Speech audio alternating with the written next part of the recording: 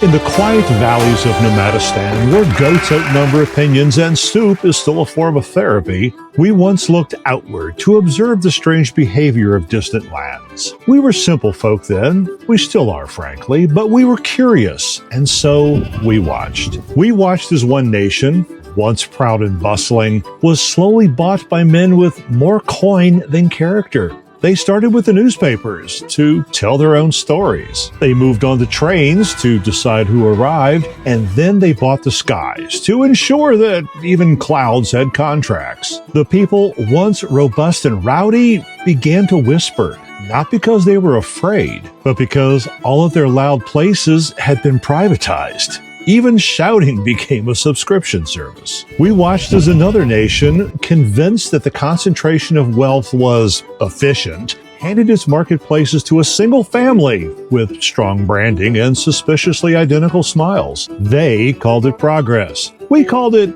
monopolygamy. By the time their bread cost an hour's wage and the air had a surcharge, the people began to push back, but the boots were already on their necks and made ironically by the same company that sold them hope. And we watched Supremistan, our neighbor to the west and the glitziest of them all, where billionaires wore rockets as accessories and renamed towns like they were pet hamsters. This nation prided itself on freedom, although only the kind you could afford in quarterly installments. When one such golden god bought their own town square, public speaking platform called Twaddle, which he renamed with some random rune, he declared it a victory for the common voice, and then silenced all dissent with the tap of a button. He called it innovation. We called it, well, we can't print that in the family version of this broadcast. At first, we in Nomadistan, we thought ourselves immune. Our wealth was measured in shared meals, not market shares.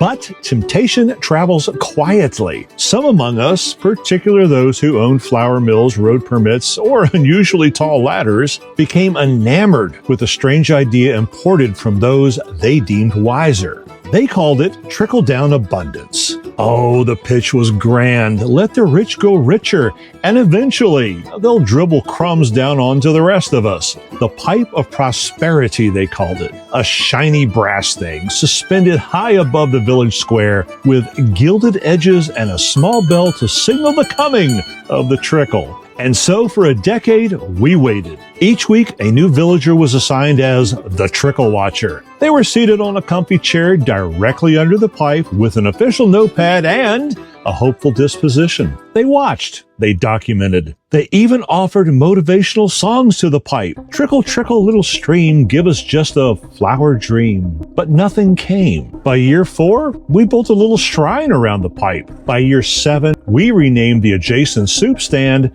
Deferred Blessings. And so we reassessed. The Ministry of Collective Logic convened under candlelight, and they declared unanimously that perhaps waiting for crumbs was not a national strategy. The pipe was dismantled and repurposed, and it's now a part of the Nomadistani Cooperative Aqueduct of Mutual Benefit, delivering actual water and joy to the village bathhouse, the public gardens, and the soup stand, which has now been renamed Immediate Nourishment. As for the flour barons who once hoarded under promises of trickle, they now need dough at the community bakery. A few still grumble about market efficiency, but we give them extra tasks when they do that. So, to our dear neighbors still chasing that golden dream, we wish you the best of luck with your billionaire benefactors and platforms turned megaphones. And remember, when the bread runs dry and the voices fall silent, we'll have warm soup, free speech, and pipes that actually deliver something. Just come on by anytime.